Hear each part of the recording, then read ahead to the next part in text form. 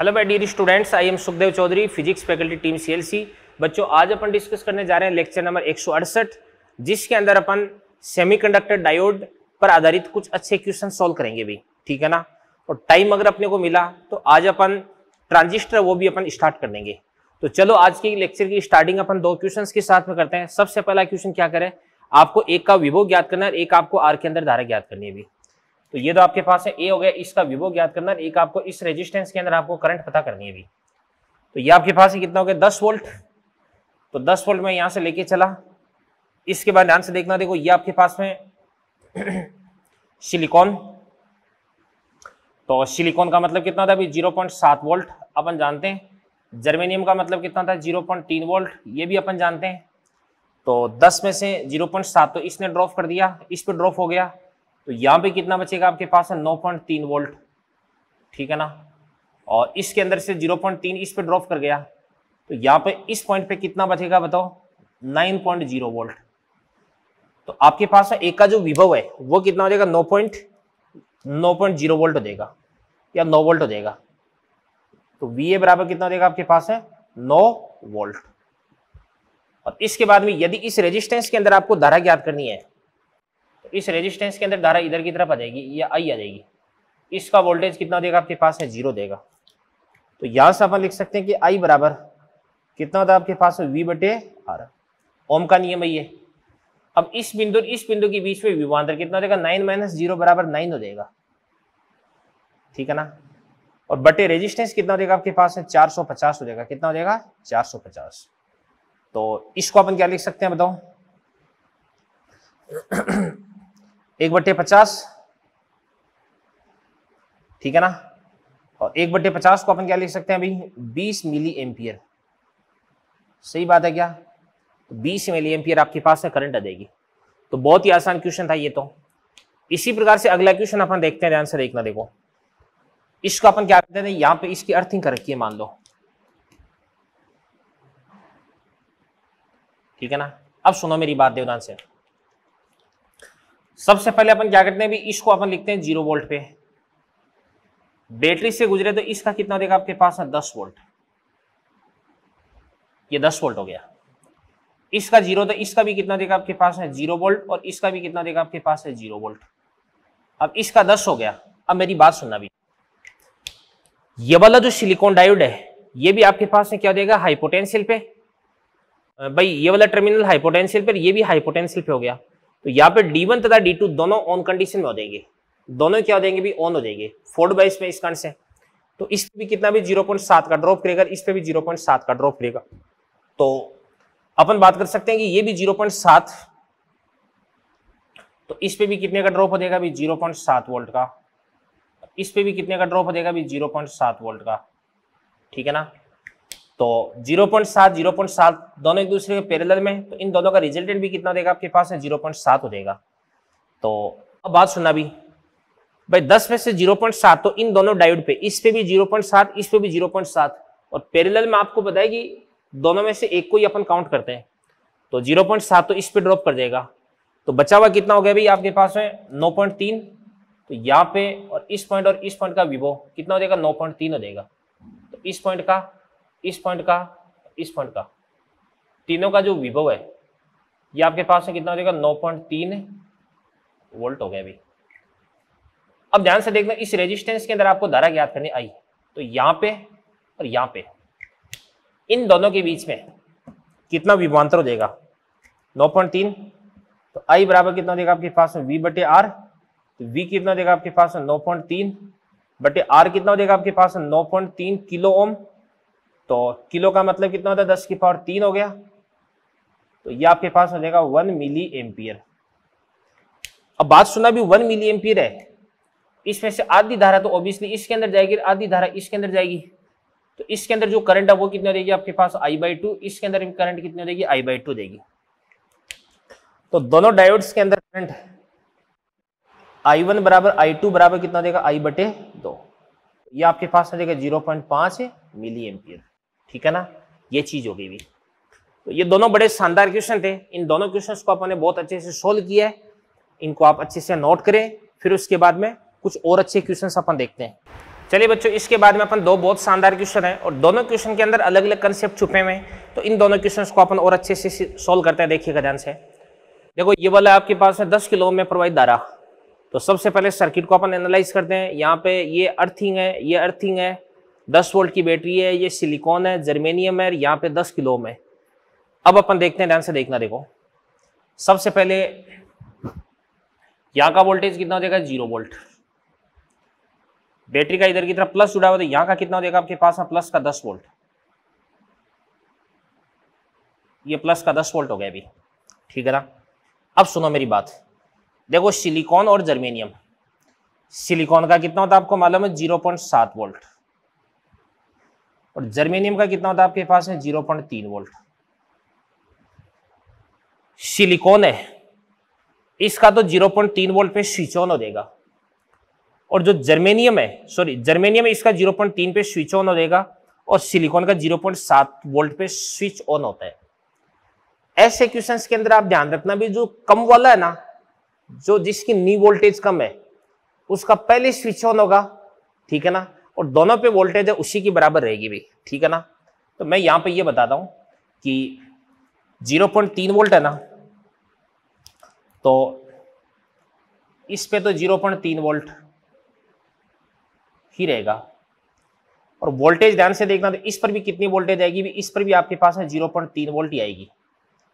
तो इस पर जो वोल्टेज है,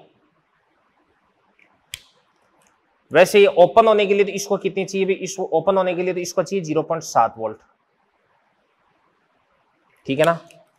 बट ध्यान से देखना, इस पे जो ड्रॉप है वो ड्रॉप कितनी करेगी आपके पास है 0.3 वोल्ट करेगी, ठीक है ना। अब देखो ये बात थोड़ी सी कम समझ में आएगी, मैं आपको बता देता हूं। आप पहली बात तो ये ध्यान रखें कि दोनों में से जिसकी कम है ना, उस कम वाले को ही आपको ओपन करना है। अब होगा क्या, यहाँ पे देखो ये करंट है, वो इधर से भी आना चाहिए, इधर से भी आना चाहिए। अब ऐसा तो नहीं सकता है कि इस पे वोल्टेज अलग अलग हो जाए। इस पे 0.3 तो इस पे भी 0.3 लेनी है, और इस पे 0.7 तो इस पे भी 0.7 वोल्ट लेनी है।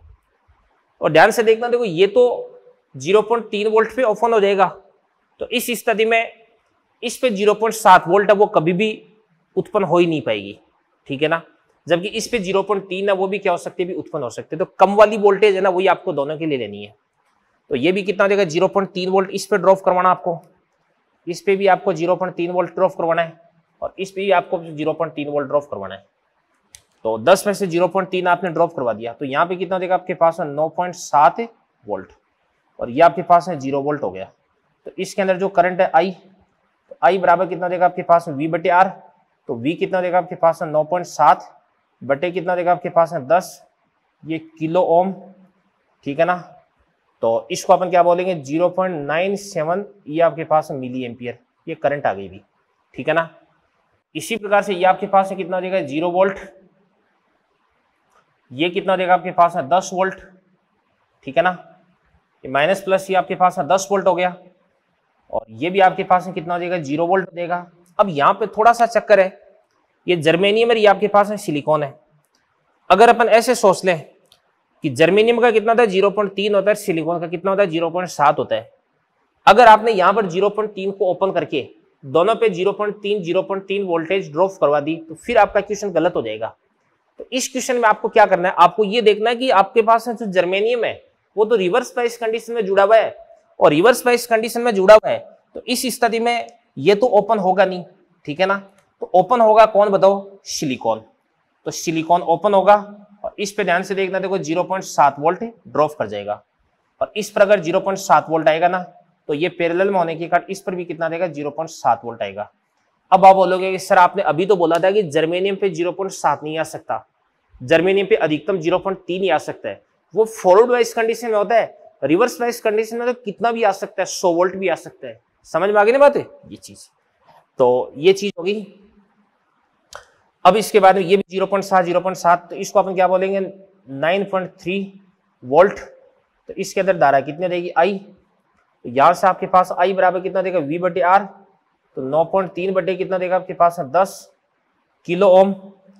तो ये आपके पास है 10 किलो ओम, तो इसको अपन बोलेंगे 0.93, ये आपके पास है मिली एम्पियर। तो ये आपके पास है धारा आ जाएगी भी, ठीक है ना।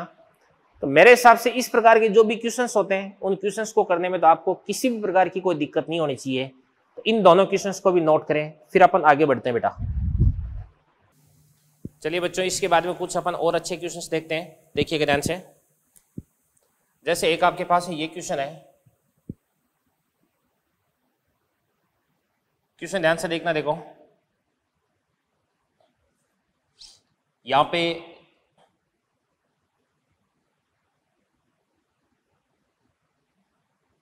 ये कोई रेजिस्टेंस है,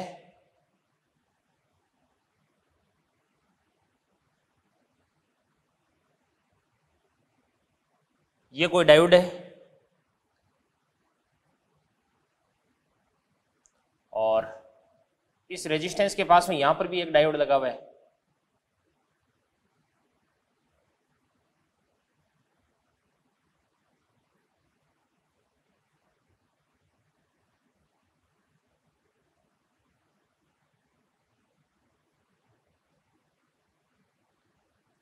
यहां पे भी एक रेजिस्टेंस लगा हुआ है इस प्रकार से यूं, और ये कोई बैटरी लगी हुई है।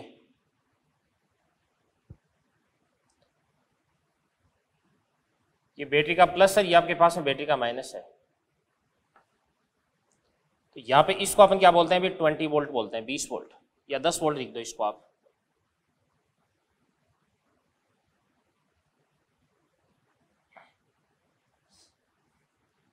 इसके बाद में ये आपके पास में डायोड हो जाएगा सिलिकॉन डायोड,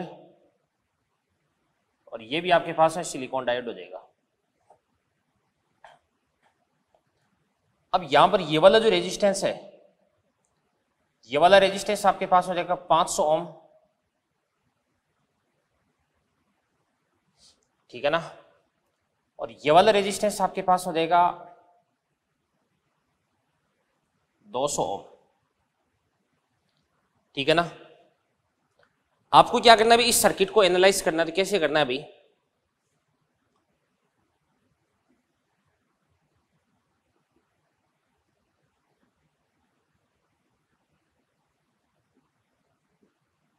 प्रत्येक शाखा में धारा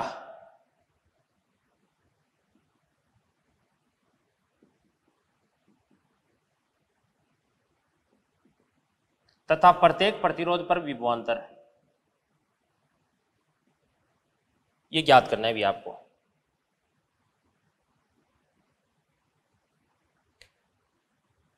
अब सुनो मेरी बात ध्यान से देखना, देखो कैसे करते हैं इसको सोल्व अपन। देखो सबसे पहली बात है कि ये आपके पास है 10 वोल्ट है, तो ये वाला जो डायोड है ये भी क्या हो जाएगा 4/20 पर, ये वाला जो डायोड है ये भी क्या हो जाएगा 4/20 पर हो जाएगा। और डायोड अगर 4/20 में होता है तो इस स्थिति में ये ओपन कंडीशन में होगा। तो इस स्थिति में इस पे ध्यान से देखना, देखो 0.7 वोल्ट का ड्रॉप कर जाएगा, क्योंकि इसमें सिलिकॉन लिखा हुआ है, ठीक है ना। तो इस सिलिकॉन पे इस प्रकार से 0.7 वोल्ट का ड्रॉप करेगा। तो यहाँ पे इस पॉइंट और इस पॉइंट के बीच में जो विभवांतर है वो भी कितना देगा आपके पास है 0.7 हो जाएगा। तो इस स्थिति में इसके अंदर जो धारा है वो धारा अपन कैलकुलेट कर सकते हैं। कैसे कर सकते हैं भी, आई बराबर V/R। तो V कितना देगा आपके पास है 0.7 बटे R कितना देगा आपके पास है 500 हो जाएगा। ऊपर नीचे 2 से मल्टीप्लाई कर देंगे 1.4 बटे 1000, तो 1.4 मिली एम्पियर हो जाएगा। ये आपके पास हो जाएगा 1.4 मिली एम्पियर। और ये जो रेजिस्टेंस है, इस रेजिस्टेंस पे जो विभवांतर है वो भी कितना देगा आपके पास है 0.7 वोल्ट हो जाएगा। तो इस रेजिस्टेंस से इस पर विभवांतर भी अपन ने कैलकुलेट कर लिया, और इस ब्रांच के अंदर जो धारा है वो भी अपन ने कैलकुलेट कर लिया भी, ठीक है ना। इसके बाद में आगे बढ़ते हैं अपन, देखिएगा यहाँ पे अपन आते हैं। देखो अगर अपन इस लूप की बात करते हैं, पूरे लूप की बात करते हैं, तो इस पूरे लूप के अंदर इस पे कितना ड्रॉप कर चुका है 0.7, और यहाँ पर ये जो सिलिकॉन डायोड है ये भी आपका ऑन कंडीशन में रहेगा। तो इस पे भी कितना देगा आपके पास है 0.7 वोल्ट, ठीक है ना। तो फिर उसके बाद में अपन बात करते हैं, से इसके अंदर अगर अपन बात करते हैं तो इसका 10 वोल्ट हो गया, 10 में से 0.7 इस पे, 0.7 इस पे, तो 1.4 तो गया, और 10 में से 1.4 अगर गया तो कितना बचेगा भी 8.6 बच जाएगा। तो यहाँ पे इस रेजिस्टेंस पे जो वोल्टेज है वो कितना देगा आपके पास 8.6, 8.6 वोल्ट हो गया। और इसके अंदर जो धारा है इसको अपन क्या बोल देंगे भाई, I2 बोल देंगे। और इसके अंदर जो धारा है इसको अपन क्या बोल देंगे बताओ, इसको अपन बोल देंगे I बोल देंगे। तो यहाँ पे ये जो धारा है ये आपके पास में क्या आ जाएगी, I हो जाएगी। तो अपन कैलकुलेट करते हैं I का। तो I बराबर क्या देगा आपके पास में, V/R। तो V कितना देगा आपके पास है 8.6 बटे R कितना देगा आपके पास है 200। तो फिर उसके बाद इसको ऊपर नीचे 5 से मल्टीप्लाई करते हैं।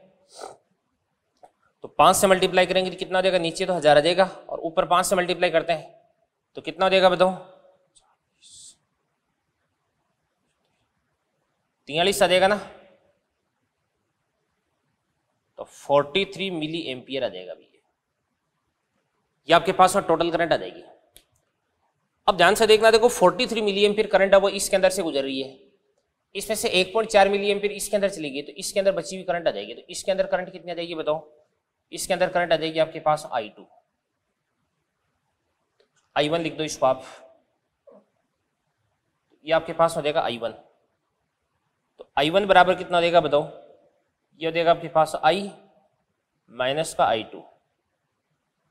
अब अपन बात करते हैं I की बात करते हैं। तो I कितना देगा 43 मिली एम्पियर माइनस I2 बराबर कितना देगा आपके पास 1.4 हो जाएगा। तो 43 में से अगर अपन 1.4 को माइनस कर देंगे तो कितना देगा आपके पास में 41.6 आ जाएगा क्या। तो ये आपके पास हो जाएगा 41.6 मिली एम्पियर। तो ये इसके अंदर करंट आ जाएगी भी। तो हर ब्रांच के अंदर अपन ने करंट ज्ञात कर ली है और इसी प्रकार से हर रेजिस्टेंस पर जो पोटेंशियल ड्रॉप है वो अपन ने मालूम कर लिया यहाँ पे, ठीक है ना। इसके बाद आगे बढ़ते हैं भैया अपन। तो देखिएगा ध्यान से देखो, इसके बाद आगे बढ़ते हैं अपन, देखिएगा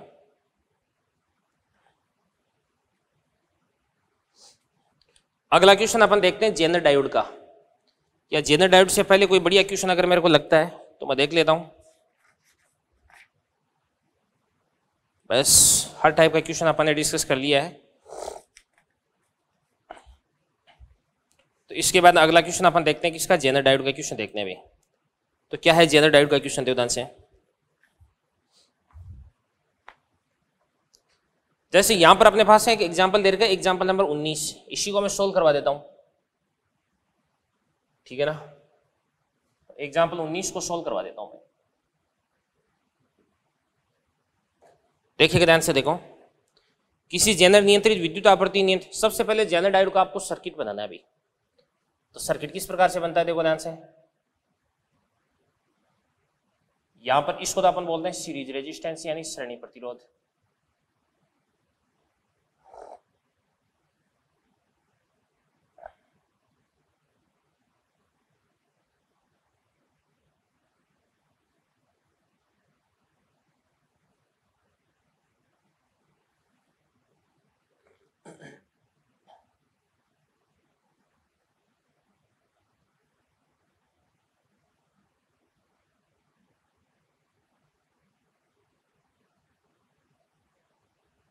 ये आपके पास डिवाइस है,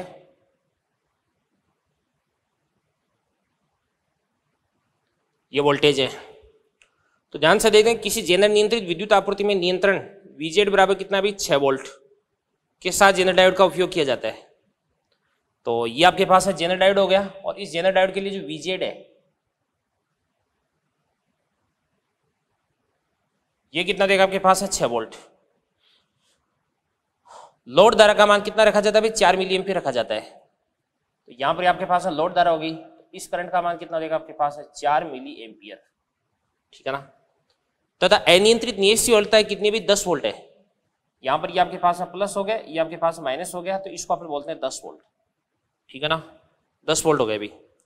तो एक तो आपको जो श्रेणी प्रतिरोधक है RS है इसका मान आपको बताना है अभी, ठीक है ना।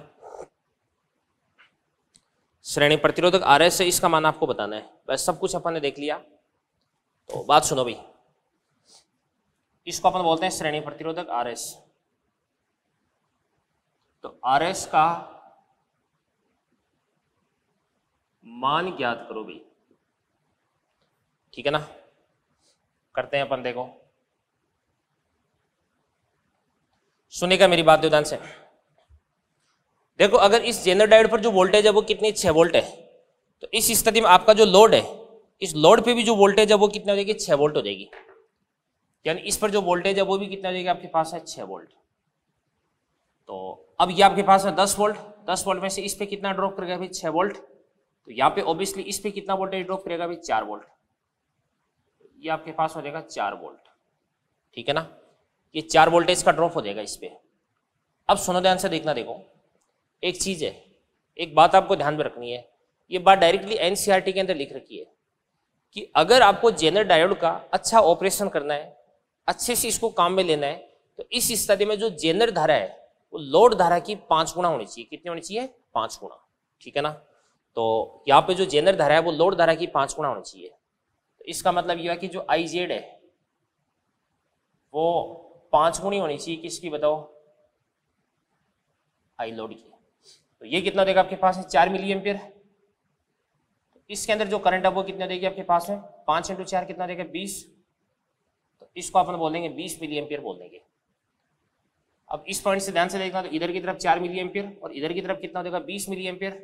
तो इसके अंदर से कितनी करंट आ रही है बताओ, 24 मिली एम्पियर, ठीक है ना। तो इस पे ध्यान से देखना, देखो वोल्टेज आपको दे दिया, करंट आपको दे दी, तो इस रेजिस्टेंस का मान आपको बताना है। तो यहां से रेजिस्टेंस अपन कैलकुलेट कर लेंगे, आर एस बराबर, आर बराबर कितना होता है आपके पास है वी अपॉन आई। वी कितना देगा आपके पास है 4 अपॉन आई बराबर कितना देगा आपके पास है 24 मिली एम्पियर, यानी 10 की पावर -3। तो ये आपके पास है कितना देगा 4000 बटे कितना देगा आपके पास है 24 हो जाएगा। तो इसके बाद ध्यान से देखना, देखो 4 बटे 24 ये कितना हो जाएगा आपके पास है 6। तो इसको अपन बोलेंगे 1000 बटे 6, यानी इसको अपन बोलेंगे 500 बटे 3। 500 बटे 3 का मतलब होता है 166.66 ओम। ये बात हो गई। तो इस प्रकार से जेनर डायोड है, इसको अपन क्या करते हैं, सोल्व करते हैं। आपको इतना सा ध्यान रखना है, जैसे ये आपके पास है जेनर डायोड है, इसकी वोल्टेज है वो कितनी है अभी 6 वोल्ट। तो ऑब्वियसली इस पे भी ड्रॉप कितना करेगा 6 वोल्ट करेगा। यानी इस जेनर डायोड की वोल्टेज और लोड पर जो वोल्टेज है वो वोल्टेज आपको बराबर होनी चाहिए, बराबर करनी है भाई, ठीक है ना। अब इस पे वोल्टेज आ गई, कई बार क्या होता है इसका रेजिस्टेंस आपको गिवन होता है, तो वोल्टेज आ गई, रेजिस्टेंस आ गई, इससे अपन इसके अंदर करंट कैलकुलेट कर लेते हैं, ठीक है ना। तो इस प्रकार के क्वेश्चंस भी बन सकते हैं भाई, ठीक है। तो ये दोनों बड़े शानदार क्वेश्चन थे, इन दोनों क्वेश्चंस को आप अच्छे से नोट करें, फिर उसके बाद में आगे बढ़ते हैं अपन। चलिए बच्चों, इसके बाद मॉड्यूल से 2 क्वेश्चन मैं आपको और सोल्व करवाता हूँ। ध्यान से देखना, एक तो आपके मॉड्यूल में पेज नंबर 3.23 पे एक्सरसाइज 2 दे रखी है। इस एक्सरसाइज 2 का जो फर्स्ट क्वेश्चन है काफी बड़ा क्वेश्चन है, तो इसको एक बार अपन देख लेते हैं क्या कह रहे हैं अभी। तो क्वेश्चन मैं बता देता हूं आपको, पेज नंबर 3.23 और एक्सरसाइज 2 क्वेश्चन नंबर 1 क्या कह रहे हैं, ध्यान से देखना। देखो जेनर डायोड का क्वेश्चन है, तो सबसे पहले जेनर डायोड इसका सर्किट अपन बना लेते हैं। इसका सर्किट कैसे बनता है, ये तो आपके पास में सीरीज रेजिस्टेंस हो गया, और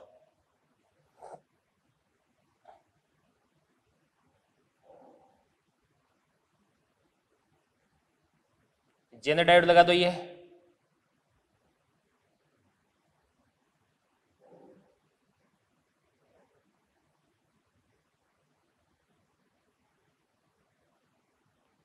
ये लोड हो गया, और यहां पर आपकी इनपुट वोल्टेज हो जाएगी प्लस माइनस। अब देखो क्वेश्चन क्या कर रहा है, सबसे पहले कह रहा है कि वीजेड बराबर कितना हो जाएगा 6 वोल्ट। तो यहां पे इसका जो जेनर वोल्टेज है या इसकी जो बंजन वोल्ट है वो कितना देगा आपके पास है 6 वोल्ट। जेनर डायोड का उपयोग लोड प्रतिरोध RL बराबर कितना हो जाएगा 1000 ओम। तो इसका रेजिस्टेंस आपको दे रखा है RL बराबर कितना हो जाएगा आपके पास है 1000 ओम,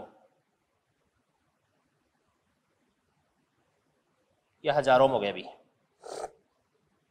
के सिरों पर नियत विभव के नियमन के लिए उपयोग के लिए किया जाता है, जिसके लिए इसके साथ एक श्रेणी प्रतिरोध RS बराबर कितना देगा 100 ओम। तो यहां पे इसका जो RS है ये कितना हो जाएगा 100 ओम जोड़ा जाता है। यदि स्रोत का ईएमएफ कितना हो जाएगा 9 वोल्ट हो जाएगा, इसका वोल्टेज कितना हो जाएगा आपके पास 9 वोल्ट हो जाएगा।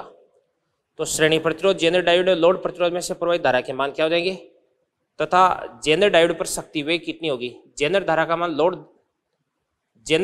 मान लोड प्रतिरोध धारा की लगभग 4 गुणी है, ये आपको क्वेश्चन में बोल रखा है अभी। तो जेनर धारा वो लोड धारा का लगभग 4 गुना भी। तो आपको क्वेश्चन बोल रहा है कि जो आई जेड है 4 गुना हो जाएगा किसका, ध्यान से देखना देखो आई एल का। तो अपन देखते हैं, ध्यान से देखना देखो सबसे पहली बात है कि क्वेश्चन को सॉल्व करते हैं अपन, देखिएगा ध्यान से। देखो इस जेनर डायोड पे जो वोल्टेज है वो कितना आपके पास है 6 वोल्ट। तो इसके पैरेलल में ये जुड़ा हुआ है, तो इस पे भी वोल्टेज है वो कितना देगा आपके पास है 6 वोल्ट देगा। तो इस पे जो वोल्टेज है वो तो कितना देगा आपके पास है 6 वोल्ट। तो क्या इसके अंदर अपन करंट कैलकुलेट कर सकते हैं क्या, आई एल आराम से कैलकुलेट कर सकते हैं। कैसे निकालते हैं करंट आई एल को, तो ये बन जाएगा आपके पास आई एल बराबर कितना होता है वी बटे आर। तो इस पे वोल्टेज कितना देगा 6 बटे आर कितना देगा आपके पास 1000। तो ये आपके पास है करंट आ जाएगी 6 मिली एम्पियर, ठीक है ना। और फिर उसके बाद ये अगर आपके पास आई एल है तो इस वाली करंट को अपन क्या बोल सकते हैं अभी, आई जेड बोल सकते हैं। क्या बोल सकते हैं, आई जेड। तो यहां से आपके पास है ये आई एल बराबर कितना आ गया अभी 6 मिली एम्पियर। तो ये कितना देगा आपके पास है 24 मिली एम्पियर हो जाएगा। कितना देगा 24 milli ampere, 24 milli ampere, 24 milli ampere. ये आपके पास है कितना हो जाएगा अभी 24 मिली एम्पियर हो जाएगा। तो ये तो आपके पास है 6 मिली एम्पियर आ गया और ये आपके पास में 24 मिली एम्पियर हो गया। अब सुनो मेरी बात, सुनना देवदान से। ये 9 वोल्ट हो गया, 9 वोल्ट में से 6 वोल्ट इस पे ड्रॉप कर चुका, बचा कितना भी 3 वोल्ट। तो 3 वोल्ट है वो इस पे ड्रॉप कर जाएगा। तो यहाँ पे इसके अंदर जो करंट है वो करंट अपन कैलकुलेट कर सकते हैं। तो करंट कितने देगी, करंट भाई रेजिस्टेंस आपको देकर वोल्टेज आपको प्राप्त होगी।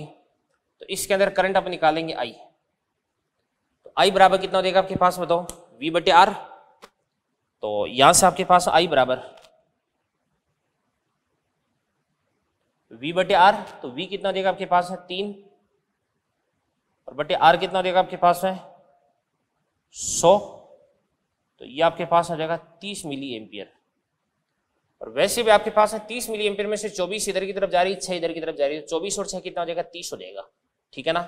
तो सबके अंदर जो करंट है वो अपन करंट कैलकुलेट कर चुके हैं। तो और फिर उसके बाद में आपको क्या पूछा जा रहा है, आपको ये पूछा जा रहा है कि जो जेनर डायोड है इस पर शक्ति वे आपको मालूम करना है अभी। तो जेनर डायोड पर शक्ति वे, तो पी जेड बराबर वी जेड आई जेड। अब यहां से आपके पास में वी जेड बराबर कितना देगा 6 और आई जेड बराबर कितना देगा आपके पास में 24 मिली एम्पियर। तो 24 इंटू कितना देगा आपके पास है 10 की पावर माइनस का 3। तो ये आपके पास हो जाएगा 144 मिली वोल्ट। ये इस पर पावर आ जाएगी। चलो अगला क्वेश्चन अपन और देखते हैं अभी। तो अगला क्वेश्चन क्या कहता है देवदान से,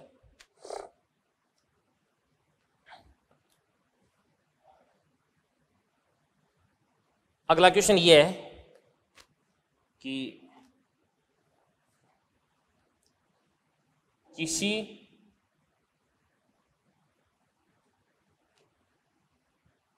फोटोडायोड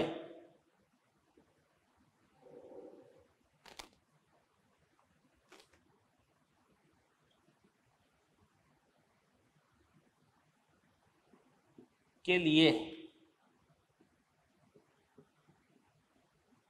वर्जित ऊर्जा अंतराल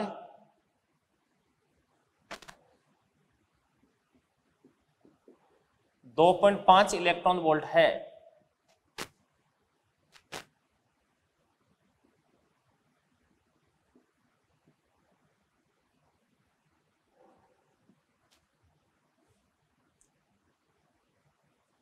ठीक है ना, 2.5 इलेक्ट्रॉन वोल्ट है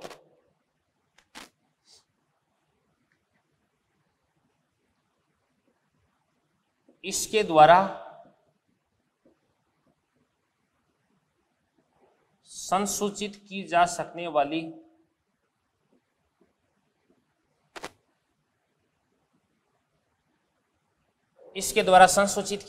वाली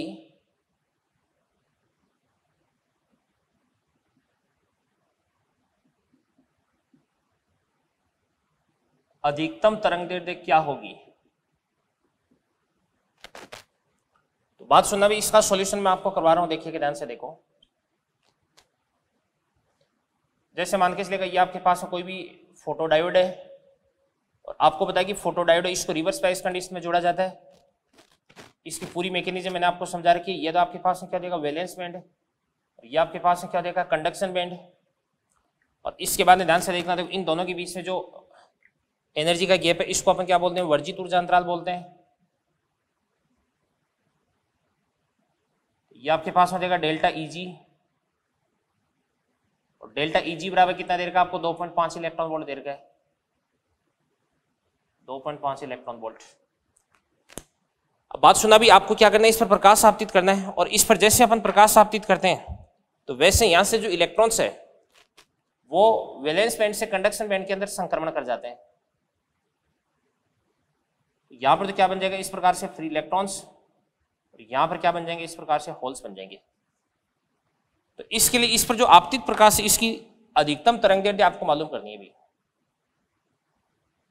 ये फोटोन है, इसकी तरंगदैर्ध्य कितनी देगी, आपके पास है लैम्डा। तो अपन तो जानते हैं फॉर्मूला कि E बराबर कितना होता है आपके पास, एच न्यू बराबर कितना हो जाएगा, एच सी बटा लैम्डा। ये आपके पास लैम्डा बराबर कितना हो जाएगा, आपके पास एच सी बटे ई, और एच सी को अगर अपन सोल्व करते हैं तो ये आपके पास 12,400 electron volt angstrom upon energy है, वो एनर्जी किस में पुट करनी है आपको, इलेक्ट्रॉन वोल्ट में। तो यहां से आपके पास है लैम्डा बराबर 12,400 इलेक्ट्रॉन वोल्ट एंगस्ट्रॉम बटे एनर्जी कितनी हो जाएगी, 2.5 इलेक्ट्रॉन वोल्ट, 2.5 इलेक्ट्रॉन वोल्ट हो जाएगी। तो इलेक्ट्रॉन वोल्ट से इलेक्ट्रॉन वोल्ट कट जाएगी, तो यहां से आपके पास है लैम्डा देगा। तो लैम्डा बराबर कितना हो जाएगा, 12,400 को 2.5 से डिवाइड कर देंगे अपन, तो क्या बनता है, ध्यान से देखना, देखो ये बन जाएगा आपके पास में क्या, 12,400 डिवाइडेड बाई 2.5, ये हो जाएगा 4,960 हो जाएगा भाई। कितना हो जाएगा, 4,960। तो इसको अपन बोलेंगे लैम्डा बराबर कितना हो जाएगा, 4,960 एंगस्ट्रॉम। अब बात सुनना भी, दृश्य प्रकाश होता है वो होता है 3800 एंगस्ट्रॉम से लेके 7800 एंगस्ट्रॉम के बीच में। तो 4,960 एंगस्ट्रॉम में वो आपकी जो विजिबल रेंज है, जो दृश्य प्रकाश है उसी के अंदर आ रहा है अभी, ठीक है ना। तो आपको ऐसे पूछा जा सकता है कि क्या इसको दृश्य प्रकाश के द्वारा संसूचित किया जा सकता है क्या, तो अपना आंसर होगा यस, ठीक है ना, ये चीज होगी भी। तो इन क्वेश्चंस को नोट करें, आगे बढ़ते हैं, फिर अपन ट्रांजिस्ट स्टार्ट करते हैं अब। तो चलिए बच्चों, अगर अपन बात करें अब तक की इस चैप्टर की, तो अब तक की इस चैप्टर के अंदर अपन ने क्या क्या डिस्कस कर लिया, ध्यान से देखना। देखो देखो सबसे पहले मैंने आपको बताया कि अर्धचालक क्या होता है, ठीक है ना। और फिर उसके बाद ध्यान से देखना, देखो मैंने आपको ऊर्जा बैंड सिद्धांत बताया, ऊर्जा बैंड सिद्धांत है, इसके आधार पर ध्यान से देखना। देखो मैंने आपको बताया कि दो प्रकार के एनर्जी बैंड होते हैं, एक तो होता है आपके पास वैलेंस बैंड, एक होता है कंडक्शन बैंड। और ऊर्जा बैंड सिद्धांत के आधार पर ध्यान से देखना, देखो पदार्थ तीन प्रकार के होते हैं, एक तो होता है कंडक्टर, एक होता है सेमीकंडक्टर, एक होता है इंसुलेटर यानी कुचालक, ठीक है ना। इसके बाद में से मैंने आपको जो अर्धचालक है, इनके अर्धचालक के सेमीकंडक्टर के गुण बताए, ठीक है ना। फिर उसके बाद मैंने आपको ध्यान से देखना, देखो नेज अर्धचालक बताया, और नेज अर्धचालक है इसकी ध्यान से देखना, देखो करंट इलेक्ट्रिसिटी मैंने आपको समझाई, धारा विद्युत की, जिसके अंदर अपन ने कई सारे डेरिवेशन किए थे, आई का, धारा भाई धारा का, धारा घनत्व का, चालकता का, प्रतिरोधकता का, इनके कई सारे फॉर्मूले अपन ने डिराइव किए। और यहाँ पर अपन ने इलेक्ट्रॉन्स और होल से भी अपन ने इंट्रोडक्शन किया था। और इसके बाद नेज अर्धचालक के बाद में अपन ने पढ़े थे अपद्रव्य अर्धचालक,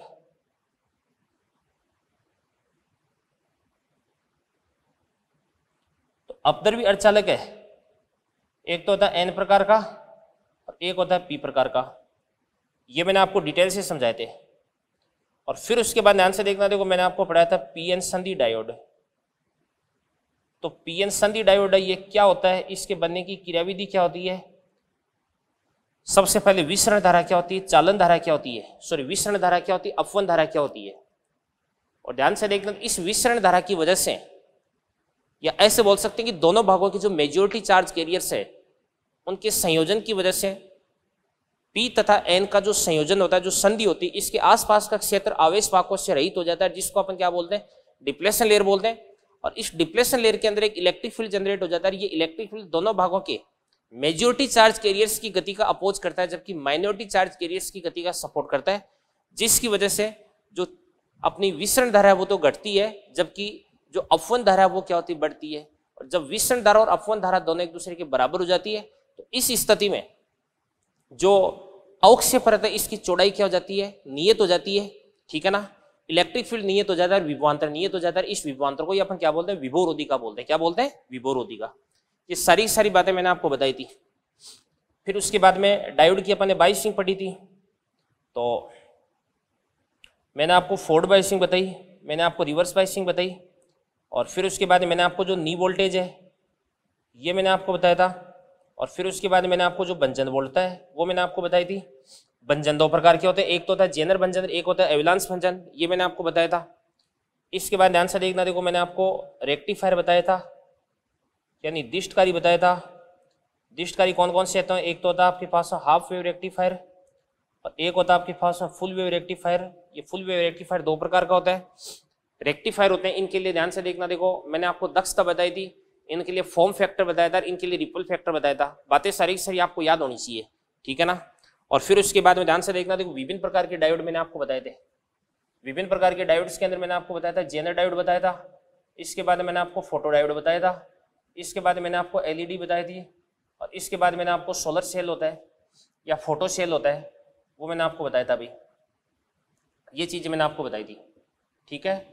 और ये सब करने के बाद इसके बाद में इसके साथ साथ में अपने को जो फिल्टर है ना, वो फिल्टर भी मैंने आपको बताया था, फिल्टर सर्किट भी बताया था। और ध्यान से देखना, देखो इसके बाद में अपन ने कई सारे क्वेश्चंस वगैरह है वो अपन ने कंप्लीट किए थे भी क्वेश्चंस। और अभी अपन ट्रांजिस्टर है वो स्टार्ट करने वाले हैं अभी, ठीक है ना। तो अब तक के अपने चैप्टर का सिनेरियो ये था।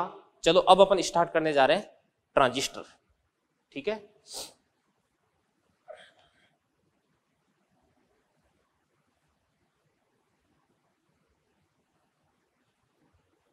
ट्रांजिस्टर का बिल्कुल एकदम बेसिक जो इंट्रोडक्शन है वही आज मिलेगा, बाकी अपन कल पढ़ेंगे ट्रांजिस्टर को। तो ध्यान से देखना, देखो बच्चों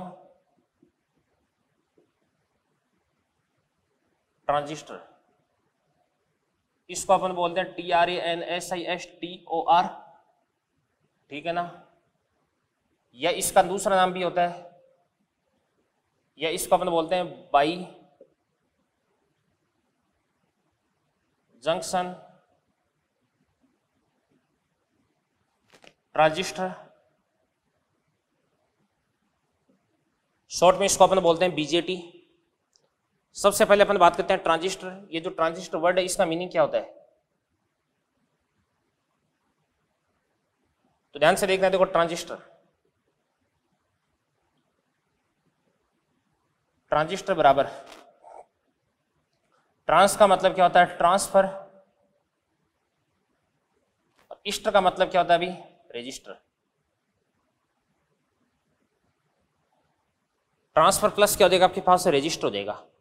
ट्रांसफर का मतलब क्या होता है अभी, स्थानांतरण,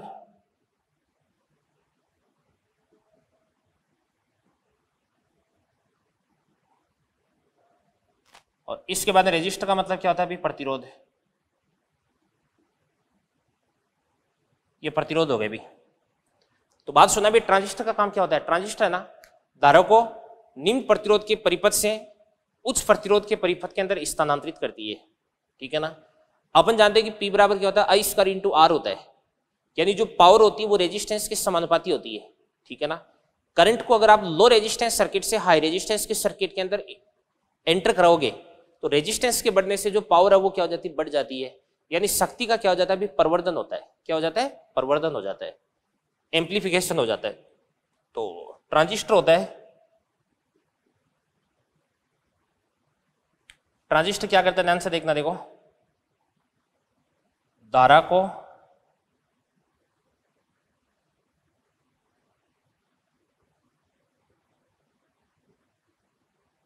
निम्न प्रतिरोध के परिपथ से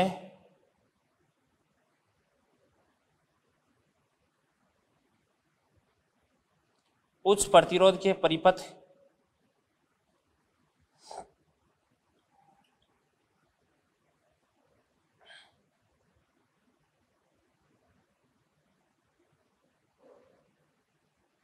में स्थानांतरित करके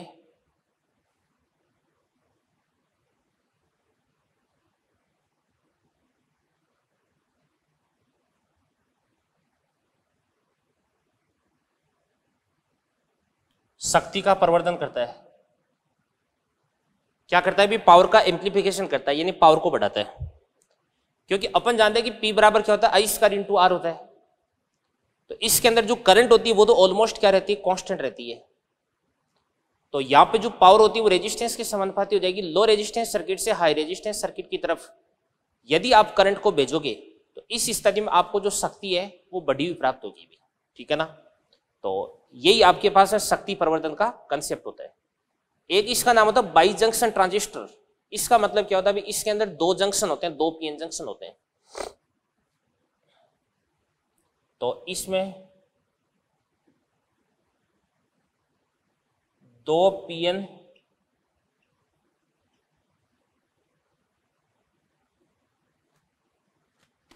इसमें क्या होती है, दो पीएन संधियां होती है। तो इसीलिए इसको अपन क्या बोलते हैं, बाई जंक्शन ट्रांजिस्टर बोलते हैं। क्या बोलते हैं, बाई जंक्शन ट्रांजिस्टर बोलते हैं। अब ये जो ट्रांजिस्टर, इसकी खोज किसने की, इसके जो खोज करने वाले साइंटिस्ट हैं उनका नाम भी इंपॉर्टेंट है। तो एक तो था, ध्यान से देखना, देखो बार्डिन,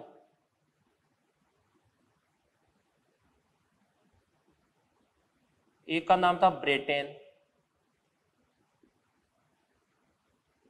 एक शोकले। बार्डिन, ब्रेटेन और शोकले, इन तीनों साइंटिस्ट ने इस ट्रांजिस्टर की खोज की। और ध्यान से देखना, देखो ये मेरी नजर में जो आपकी 19वीं शताब्दी थी, उस 19वीं शताब्दी की सबसे बड़ी खोजों में से एक खोज थी भाई ये। आज अपन ध्यान से देखना, देखो सुनो, जैसे मैं आपसे कितना दूर होकर के यहां से वीडियो रिकॉर्ड करके आप तक भेज रहा हूं, और आप मेरे से कितना दूर होकर के भी ये जो वीडियोज है इनको आप अपनी सुविधा के हिसाब से बहुत अच्छी क्वालिटी के साथ में आप देख पा रहे हैं। ये सब कुछ संभव हो पाया किसकी वजह से, इन ट्रांजिस्टर वगैरह की वजह से। जो कम्युनिकेशन रिवॉल्यूशन आया, जो संचार क्रांति आई है, इस संचार क्रांति की वजह से ये सब कुछ संभव हो पाया अभी, ठीक है ना। आज अपन घर बैठे दुनिया भर की जानकारियां प्राप्त कर सकते हैं। दुनिया भर की जो सूचनाएं हैं, दुनिया भर के जो समाचार हैं, खेल जगत से जुड़ी हुई, सिनेमा जगत से जुड़ी हुई, राजनीति से जुड़ी हुई, ठीक है ना, हर प्रकार की, या अंतर्राष्ट्रीय, ठीक है ना, सामाजिक, एजुकेशन से रिलेटेड, एंटरटेनमेंट से रिलेटेड, मौसम से रिलेटेड, हर प्रकार की जानकारी अपने को घर बैठे प्राप्त हो जाती है। यही तो संचार क्रांति है, ठीक है ना। और इसके लिए सबसे इंपॉर्टेंट जो फैक्टर है वो क्या है, सेमीकंडक्टर है। और सेमीकंडक्टर के अंदर भी सबसे इंपॉर्टेंट चीज अगर मैं किसी को मानता हूं तो वो आपका ट्रांजिस्टर है भी। अगर ये ट्रांजिस्टर नहीं होता तो आज मैं ये जो वीडियो है ये रिकॉर्ड करके आप तक नहीं भेज पाता भाई, ठीक है ना। तो आप समझ सकते हैं कि ट्रांजिस्टर अपनी डेली लाइफ में कितना इंपॉर्टेंट रोल प्ले करते हैं। ओके, इसके बाद में आगे बढ़ते हैं अपन, ध्यान से देखना, देखो तो इसके अंदर कौन कौन से जंक्शन होते हैं। वास्तव में होता है कि अभी ट्रांजिस्टर का निर्माण अपन किस प्रकार से करते हैं, या तो दो पी के बीच में एन को सैंडविच कर देते हैं, और या दो एन के बीच में पी को सैंडविच कर देते हैं, ठीक है ना। तो जैसे मतलब ट्रांजिस्टर दो प्रकार का होता है। तो एक तो होता है आपके पास है पीएनपी ट्रांजिस्टर, और एक होता है आपके पास है एनपीएन ट्रांजिस्टर।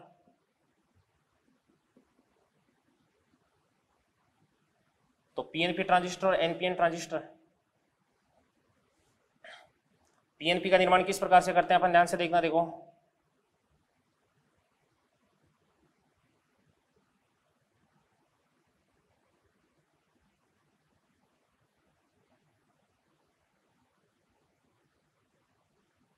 ये देखो ध्यान से, ये तो आपके पास में क्या हो जाएगा अभी P, ये आपके पास N और ये आपके पास में P हो गया, ठीक है ना। तो ये इसके 3 टर्मिनल हो गए, यानी 2 P के बीच में आपने N को सैंडविच कर दिया। तो एक तो आपके पास है ये PN जंक्शन बन गया, और एक आपके पास इस प्रकार से ये PN जंक्शन बन गया। अभी 2 प्रकार की PN संधि आपके पास में बन चुकी है, ठीक है ना। ये 2 PN संधियां बन चुकी है। यहाँ पे इसका नाम क्या होता है अभी इमीटर, इसका नाम क्या होता है अभी बेस, इसका नाम क्या होता है कलेक्टर होता है। ये मैं आपको बताने वाला हूँ क्या होता है इमीटर, बेस और कलेक्टर। इसी प्रकार से दुनिया से ये NPN ट्रांजिस्टर बना देता हूं मैं यहाँ पे।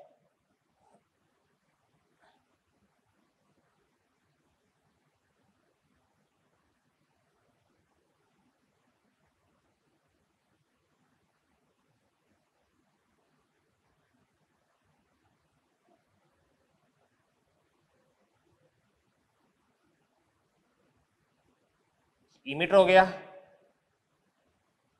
ये आपके पास में बेस हो गया, ये आपके पास में कलेक्टर हो गया। ये N टाइप का, ये P टाइप का, ये आपके पास N टाइप का सेमीकंडक्टर बन चुका है, ठीक है ना। तो ये आपके पास है एक PN जंक्शन ये बन गया, P और एक N के बीच का जंक्शन। एक आपके पास है P और N के बीच का जंक्शन ये बन चुका है देवदान से। अब यहाँ पे ये वाला जो जंक्शन है ये इमीटर और बेस के बीच का जंक्शन है, इस कारण से इसको अपन बोलते हैं इमीटर बेस जंक्शन। और ये ध्यान से देखना, देखो ये आपके पास है कलेक्टर और बेस के बीच का जंक्शन, तो इसको अपन बोल देंगे कलेक्टर बेस जंक्शन CBJ। ये भी आपके पास है इमीटर और बेस के बीच का जंक्शन है, तो इसको अपन बोलते हैं EBJ। और ये भी आपके पास है कलेक्टर और बेस के बीच का जंक्शन है, तो इसको अपन बोलते हैं क्या बोलते हैं CBJ बोलते हैं, ठीक है ना। इसके बाद में इसका एक डायग्राम और बनता है। कैसे बनता है डायग्राम, ध्यान से देखना, देखो इसका संकेत ऐसे बनाते हैं। इसके अंदर अपन क्या करते हैं, एक सर्कल बनाते हैं, इस सर्कल के अंदर अपन एक स्टैंड बनाते हैं, 2 इसकी भुजाएं बनाते हैं, ऐसे बना देते हैं ऐसे, ठीक है ना। और इसका भी अपन क्या करते हैं, इस प्रकार से एक सर्कल बनाते हैं, स्टैंड, ये इस प्रकार से इसके अंदर भुजाएं बना दी। अब यहाँ पे अभी तो ध्यान से देखना, देखो दोनों देखने में एक जैसे लग रहा है PNP और NPN, ठीक है ना। अब तो ये ध्यान से देखना, अभी ट्रांजिस्टर होता है, इसके अंदर जो करंट होती है, यहाँ पे जो करंट होती है वो P से N की तरफ होती है, करंट P से N की तरफ। तो अंदर की तरफ जा रही करंट, तो P से N की तरफ करंट इस प्रकार से अंदर की तरफ जा रही, तीर का निशान अंदर की तरफ लगा देंगे अपन। यहाँ पे जो करंट होती है वो भी होती है इस प्रकार से P से N की तरफ, यानी बाहर की तरफ करंट आ रही है, ठीक है ना। तो सुनो मेरी बात ध्यान से देखना, देखो देखो जिसमें तीर का निशान लगा है उसको तो अपन क्या बोलते हैं इमीटर बोलते हैं। तो ये तो आपके पास इमीटर हो गया। जो बेस होता है इसको तो अलग से पहचाना जा सकता है,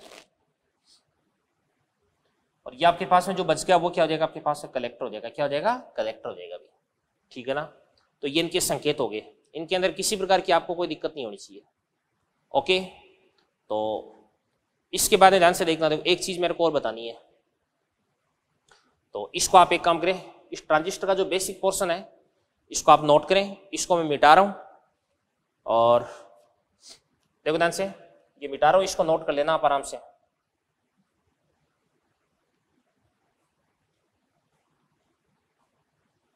थोड़ा सा मेरे को इसको इसका इंट्रोडक्शन आपको और देना है, फिर उसके बाद लेक्चर को एंड करने वाले हैं अपन। देखो ध्यान से, जो भी आपके पास इमीटर है इसको हिंदी में अपन बोलते हैं उत्सर्जक। इसका काम क्या होता है, इसका काम, उत्सर्जक का काम क्या होता है, उत्सर्जक क्या करता है अभी, बहुसंख्यक आवेश वाहक है उनका उत्सर्जन करता है। तो इसका कार्य होता है बहुसंख्यक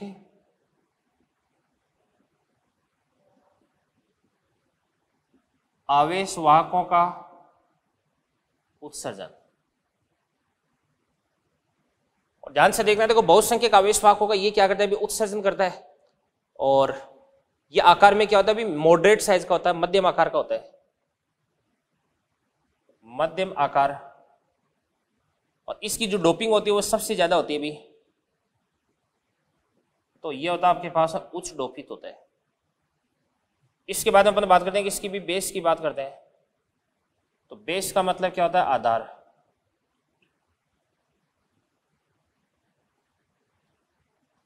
तो इसका काम क्या होता है अभी? इसका काम होता है अभी इमीटर और कलेक्टर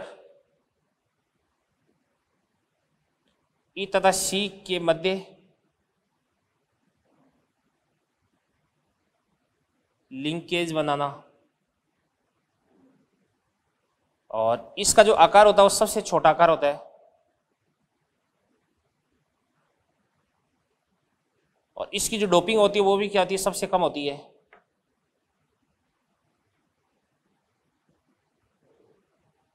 अल्प डोपित होता है ये। इसके बाद तीसरा होता है कलेक्टर।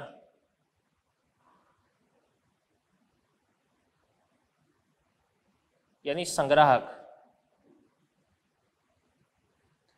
तो ध्यान से देखना, देखो इसका काम क्या होता है? इसका काम होता है जो इमीटर से आने वाले जो बहुसंख्यक आवेश वाहक है उनको संग्रहित करना।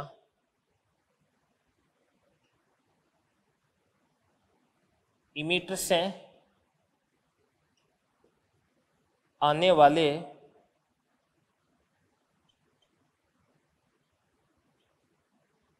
बहुसंख्यक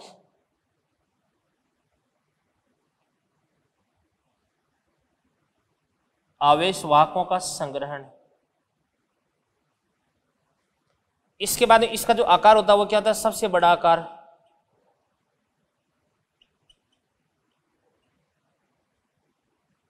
और इसकी जो डोपिंग होती है वो क्या होती है? भी मध्यम होती है।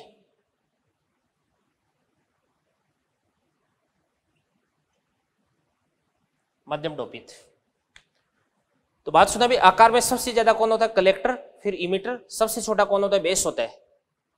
अगर अपन बात करें डोपिंग की बात करते हैं, सबसे ज्यादा डोपिंग, डोपिंग का मतलब होता है इंप्योरिटी मिलाना, तो सबसे ज्यादा डोपिंग किसकी होती है? इमीटर की, फिर कलेक्टर की, सबसे कम किसकी होती है? बेस की होती है।